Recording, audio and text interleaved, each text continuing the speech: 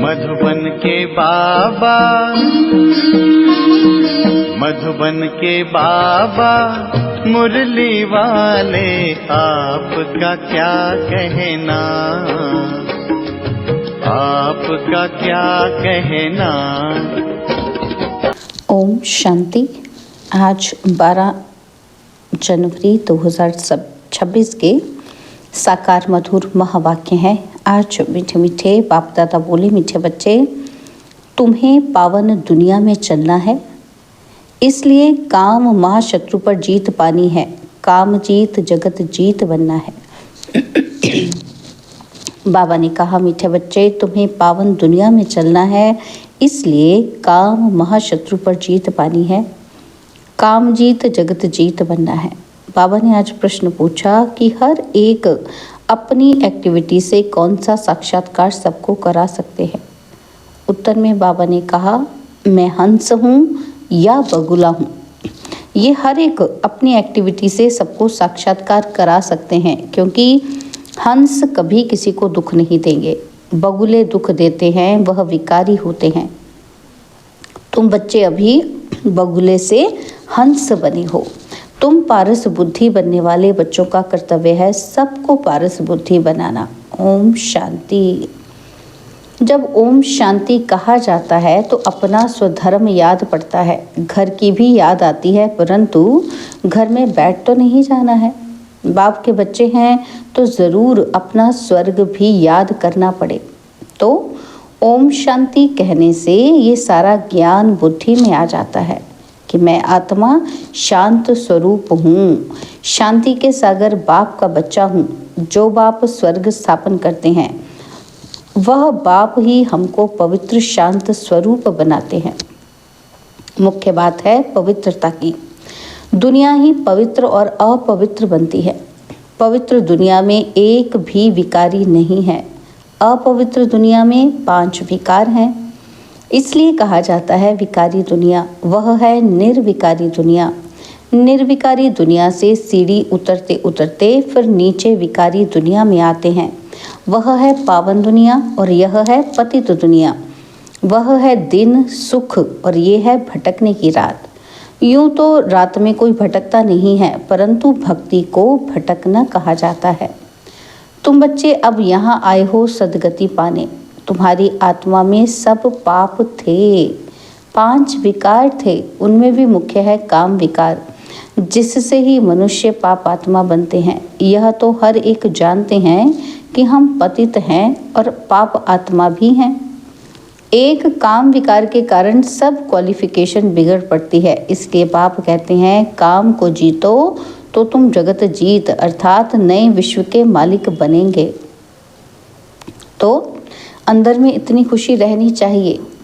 मनुष्य पतित बनते हैं तो कुछ भी समझते नहीं। बाप समझाते हैं कोई भी विकार नहीं होना चाहिए।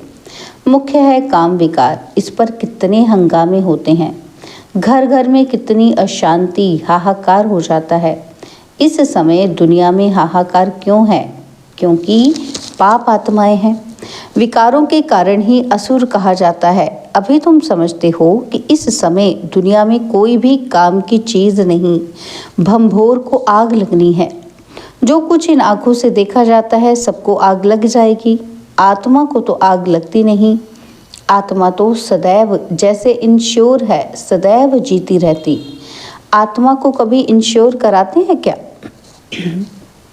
शरीर को इंश्योर कराया जाता है। आत्मा अविनाशी है। बच्चों को समझाया गया है कि ये खेल है। आत्मा तो ऊपर रहने वाली 5 तत्वों से बिल्कुल अलग है। 5 तत्वों से सारी दुनिया की सामग्री बनती है, आत्मा तो नहीं बनती है। आत्मा सदैव है ही, सिर्फ पुण्य आत्मा पाप आत्मा बनती है। आत्मा पर ही नाम पड़ता है, पुण्य आत्मा पाप आत्मा। 5 विकारों से कितने गंदे बन जाते हैं। अब बाप आए हैं पापों से छुड़ाने। विकार ही सारा करेक्टर बिगाड़ते हैं। करेक्टर किसको कहा जाता है ये भी समझते ही नहीं। यह है ऊंच से ऊंच रूहानी गवर्नमेंट। पांडव गवर्नमेंट ना कहे, तुमको ईश्वरीय गवर्नमेंट कह सकते हैं। तुम समझते हो कि हम ईश्वरीय गवर्नमेंट हैं। ईश्वरीय गवर्नमेंट क्या करती है? आत्माओं को पवित्र बनाकर देवता बनाती है। नहीं तो देवता कहाँ से आए ये भी कोई नहीं जानते। हैं तो यह भी मनुष्य, परंतु देवता कैसे थे, किसने बनाया? देवताएं तो होते ही हैं स्वर्ग में, तो उन्हों को स्वर्गवासी किसने बनाया?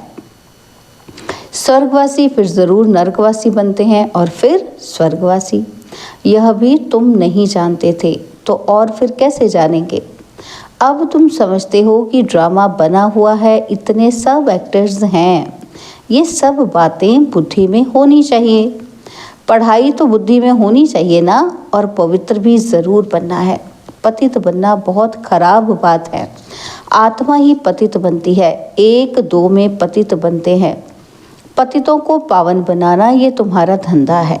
पावन बनो तो पावन दुनिया में चलेंगे, यह आत्मा समझती है।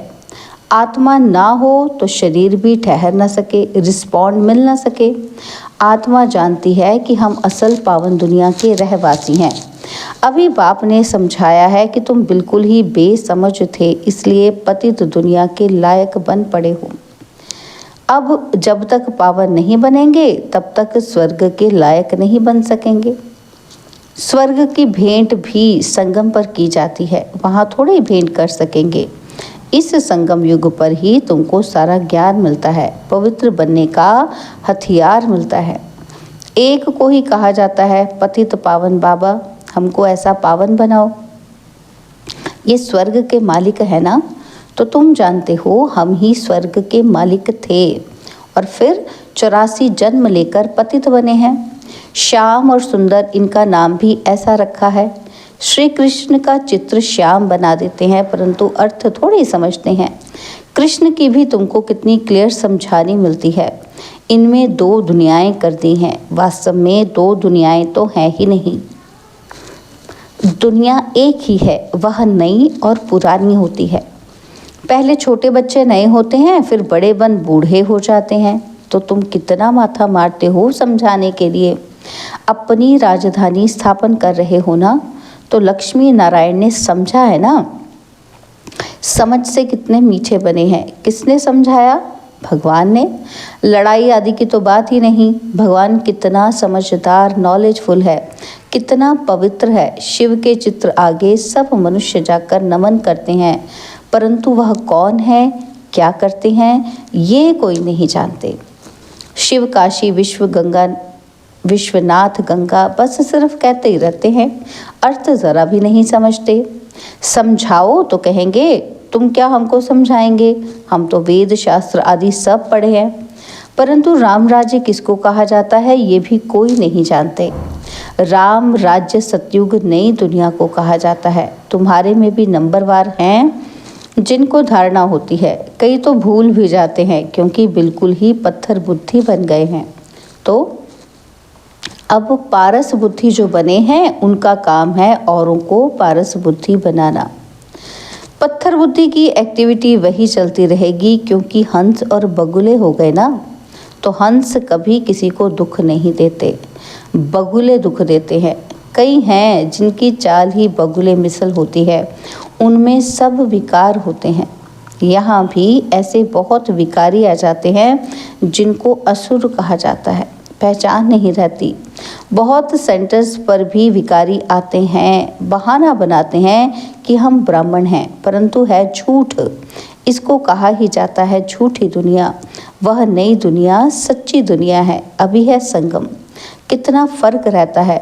जो झूठ बोलने वाले, झूठा काम करने वाले हैं, वह 3rd ग्रेड बनते हैं। 1st ग्रेड 2nd ग्रेड तो होते ही है ना। बाप कहते हैं पवित्रता का भी पूरा सबूत देना है। कई कहते हैं ये दोनों इकट्ठे रह पवित्र रहते, ये तो इम्पॉसिबल है। तो बच्चों को समझाना चाहिए। योग बल ना होने के कारण इतनी सहज बात भी पूरी रीति समझा नहीं सकते। उनको ये बात कोई नहीं समझाते कि यहाँ हमको भगवान पढ़ाते हैं। वह कहते कि पवित्र बनने से तुम 21 जन्म स्वर्ग के मालिक बनेंगे। वह है पवित्र दुनिया।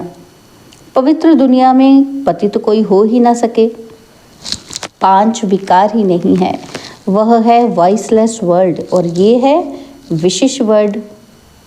हमको सत्युग की बादशाही मिलती है तो हम एक जन्म के लिए क्यों नहीं पावन बनेंगे। जबरदस्त लॉटरी मिलती है हमको तो खुशी होती है। देवी देवता पवित्र है ना, अपवित्र से पवित्र भी बाप ही बनाएंगे।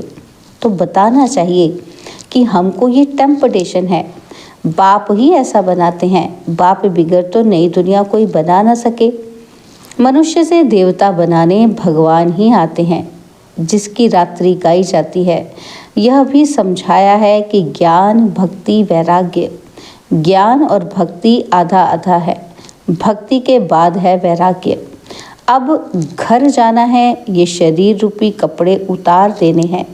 इस शीशी दुनिया में नहीं रहना है। 84 का चक्र अब पूरा हुआ, अब वाया शांति धाम जाना है। पहले पहले अल्फ की बात नहीं भूलनी है। यह भी बच्चे समझते हैं कि ये पुरानी दुनिया खत्म होनी है। बाप नई दुनिया स्थापन करते हैं। बाप अनेक बार आए हैं स्वर्ग की स्थापना करने। नरक का विनाश हो जाना है। नरक कितना बड़ा है और स्वर्ग कितना छोटा है। नई दुनिया में एक ही धर्म होता है और यहाँ है अनेक धर्म। एक धर्म किसने स्थापन किया? ब्रह्मा ने तो नहीं किया। ब्रह्मा ही पतित सो फिर पावन बनता है। मेरे लिए तो नहीं कहेंगे कि पतित सो पावन। पावन है तो लक्ष्मी नारायण नाम है। ब्रह्मा का दिन, ब्रह्मा की रात। यह प्रजापिता है ना, शिव बाबा को अनादि क्रिएटर कहा जाता है। अनादि अक्षर बाप के लिए है। बाप अनादि तो आत्माएं भी अनादि हैं, खेल भी अनादि है, बना बनाया ड्रामा है। स्व आत्मा को सृष्टि चक्र के आदि मध्य अंत ड्यूरेशन का ज्ञान मिलता है। ये किसने दिया? बाप ने। तुम 21 जन्मों के लिए धन के बन जाते हो, फिर रावण के राज्य में निधन के बन जाते हो। यहाँ से ही करेक्टर बिगड़ते हैं। विकार है ना, तो बाकी दो दुनियाएं नहीं हैं। मनुष्य तो फिर समझते हैं नरक स्वर्ग सब इकट्ठे ही चलते हैं। अभी तुम बच्चों को कितना क्लियर समझाया जाता है। अभी तुम गुप्त हो। शास्त्रों में तो क्या क्या लिख दिया है। सूत कितना मूंझा हुआ है, सिवाय बाप के कोई सुलझा न सके। उन्हें ही पुकारते हैं कि हम कोई काम के नहीं रहे हैं, आकर पावन बनाए, हमारे कैरेक्टर सुधारो। तुम्हारे कितने कैरेक्टर सुधरते हैं, कोई कोई के तो सुधरने बदले और ही बिगड़ते हैं। चलन से भी मालूम पड़ जाता है। आज महारथी हंस कहलाते हैं, कल बगुला बन पड़ते। देरी नहीं लगती है। माया भी गुप्त है ना। क्रोध कोई देखने में थोड़ी आता है। भों भों करते हैं तो फिर वह बाहर निकलने से दिखाई पड़ता है। और फिर आश्चर्यवत सुनंती कथंती भागंती हो जाते हैं। कितना गिरते हैं, एकदम पत्थर बन जाते हैं। इंद्रप्रस्थ की भी बात है ना, मालूम तो पड़ ही जाता है। ऐसा फिर सभा में नहीं आना चाहिए। थोड़ा बहुत ज्ञान सुना है तो स्वर्ग में आ ही जाते हैं। ज्ञान का विनाश नहीं हो सकता। अब बाप कहते हैं तुमको पुरुषार्थ कर ऊंच पद पाना है।